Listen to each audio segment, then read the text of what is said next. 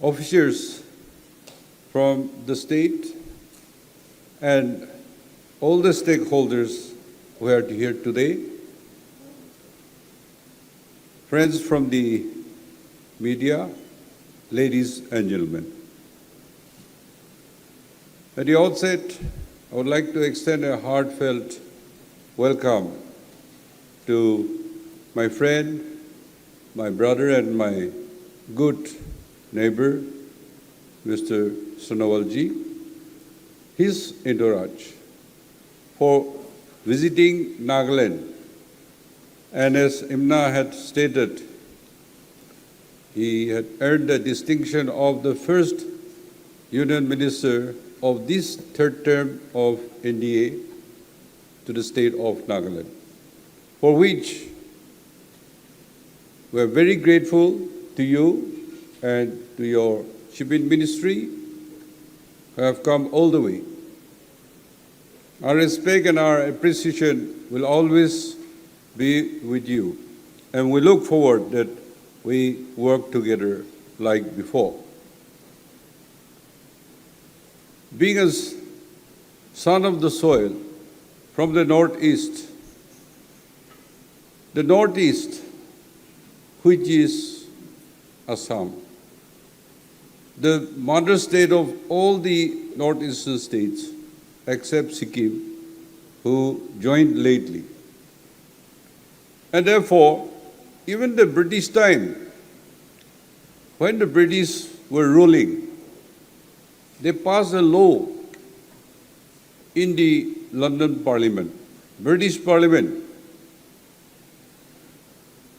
That time, the capital was West Bengal, Kolkata.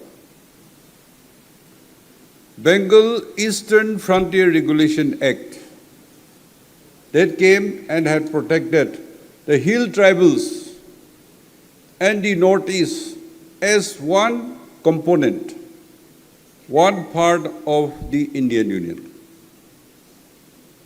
You are aware, India is a vast country. I believe it has 552 princely states.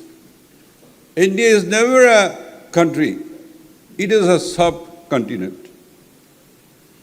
And in that huge kingdom, empire of India, this Northeast, now called, is one unit. And even today, central government, they take us as one unit, and that's how we call it Northeastern Council, where special funds are provided to bring forward and develop at par with the central government. I had the privilege of being a friend to our Honorable Prime Minister Modi ji.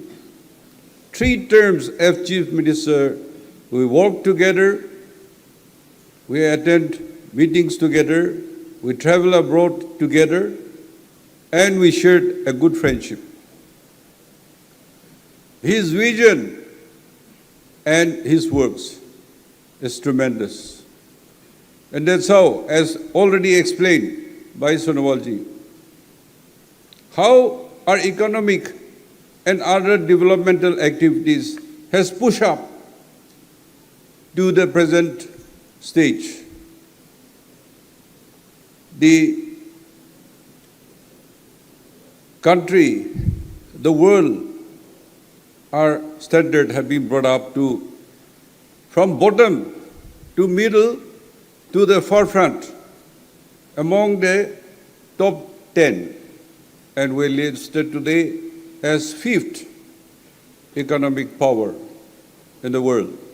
We are targeting for 3rd, and over and above Prime Minister Modi ji's vision to be called as a developed country by 2047.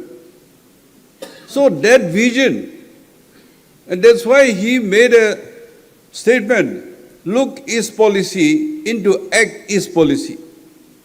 And as mentioned by our Minister Shipping, Sanawalji,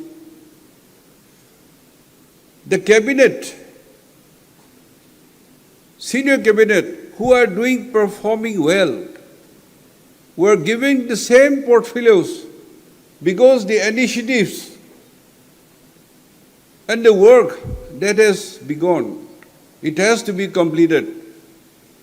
We can call Modi ji as a young man in hurry, but now an old man in hurry to achieve that goal, 2047. And we are a part and parcel of that.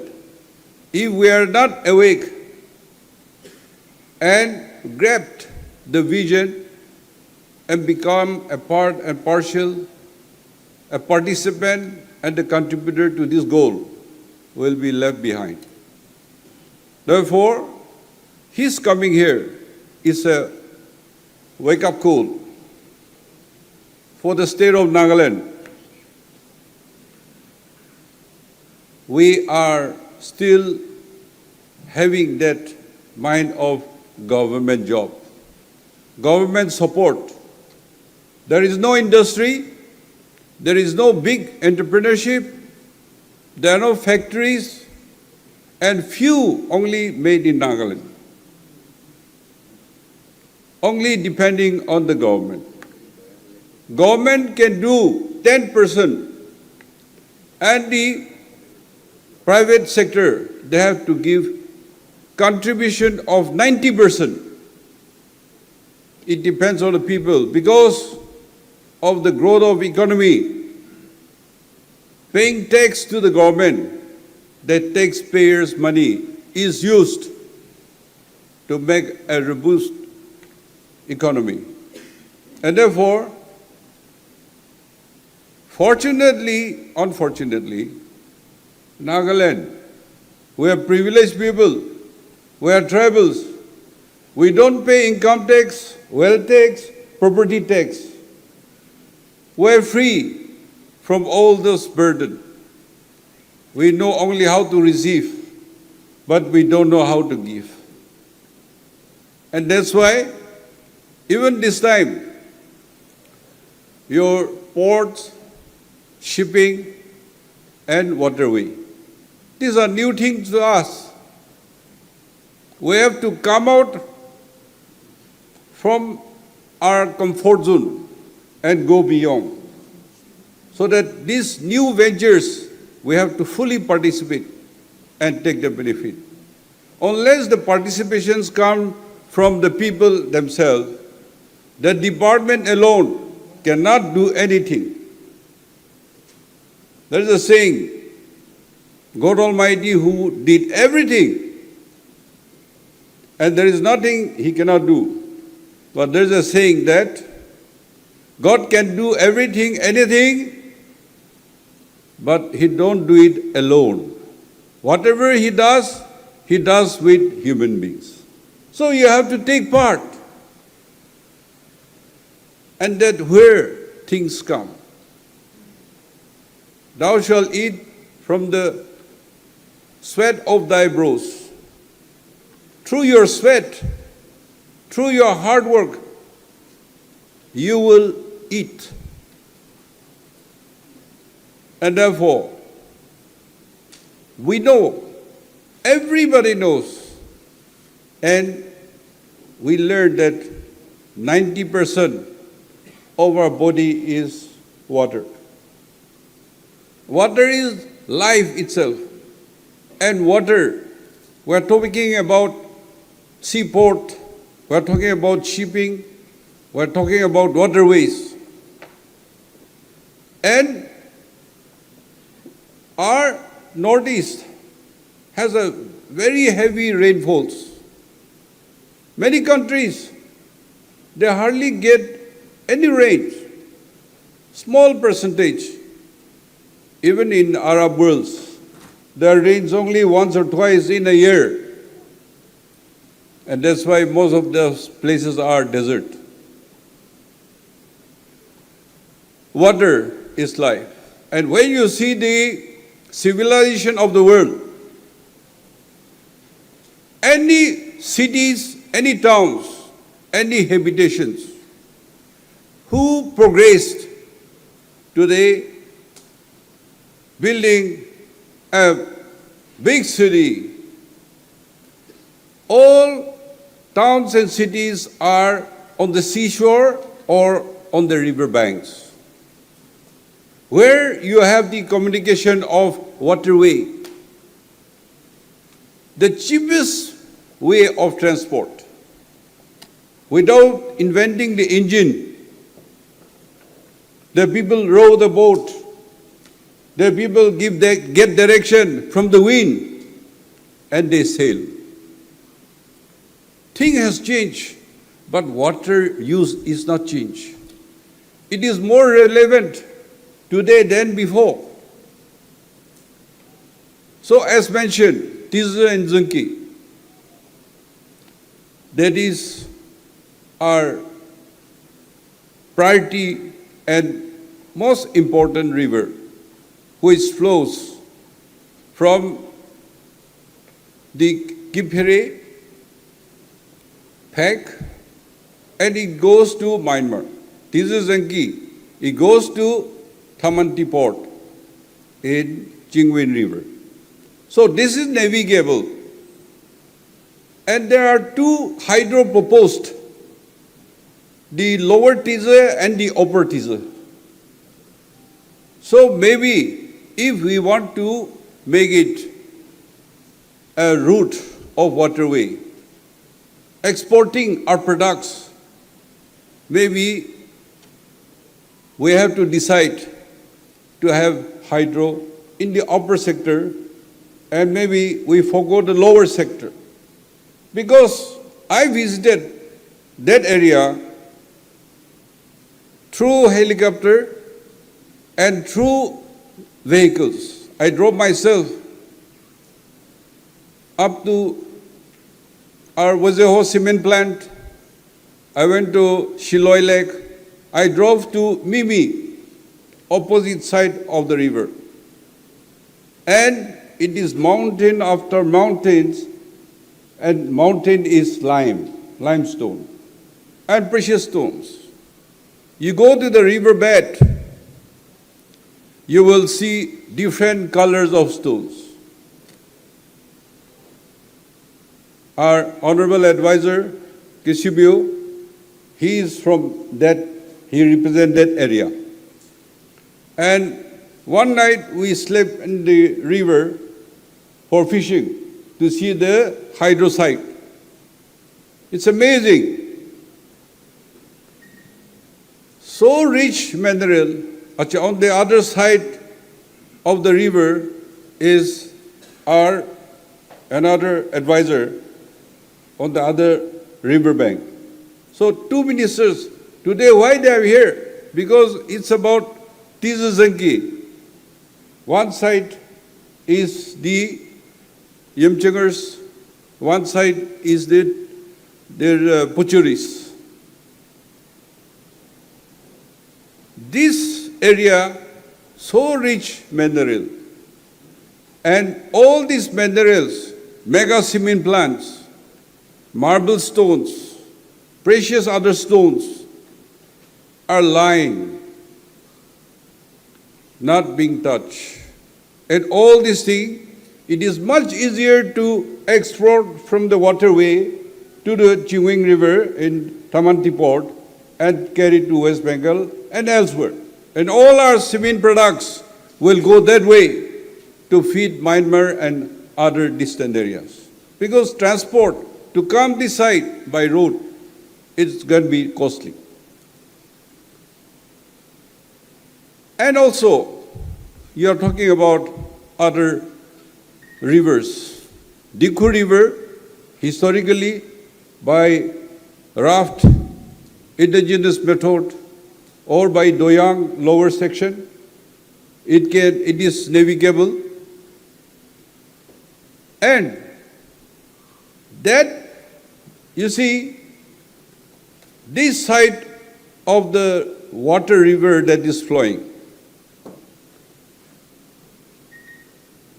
it is a rich mineral belt, oil deposit, oil and gas, then your coal, mountains and mountains, and then your stone, which is in high demand.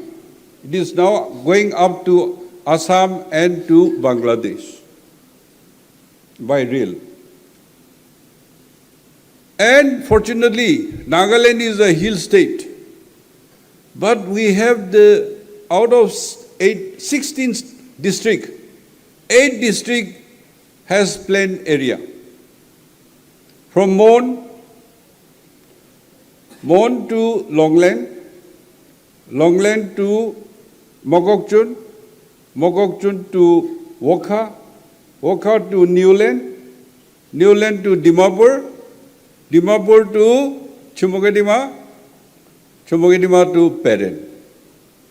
Therefore, we are talking about foothill road. And all these are foothill, plain areas. It is a huge plain area in 8 districts. This is a mineral belt. That's why we want Nagaland Expressway. And we had also proposed, and in 2013, railway on this line is approved by the railway board. But because we could not do our foothill road, the villagers are not willing to part for the railway. First, you make the road, then we give land for the railway track.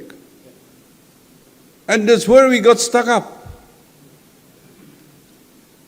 Nagaland is rich, but because of our Naga political issue, unresolved issue, we are rich, but we remain poor. Why? Because we did not exploit our resources. And even coming to waterways, we have many water bodies, and we have to create more water bodies. Select your Dansari River going through Dimapur town, your Chathe River going down. All these are tributaries of Brahmaputra. And in a town like this, my good sir, we need a dam to create a water body along the river so that boating and transport, why traffic should get a jam on the street? There should be waterway along the river creating a dam. Particularly Dansari, a long stretch can be a water body. You develop the bank and it will become beautification. All these are eco-friendly and eco-tourism. And a lot of employment, and it will boom. We have the human capital. We are an educated society. ITCV. These resources has to be utilized. And as mentioned, maritime college and maritime workers has to be created. A lot of jobs will come. And therefore, in the Northeast, if such come, our boys and girls had gone out to work, any kind of works. But when you are skilled, when you are trained, you will get better job, you will be paid handsomely. And that's why our beloved Sonowalji, Minister for Ports, Shipping and Waterway, has come to us. We are the stakeholders. Why he should come here and have meeting with us?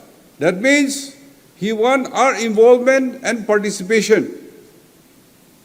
If we don't do anything, ministry cannot do anything for us. We have to fully participate. And why Prime Minister is giving the same portfolios to few senior ministers, very important departments? Because Prime Minister knows he has a vision, he wants consistency. Who are having innovation and consistency and the right vision to go forward.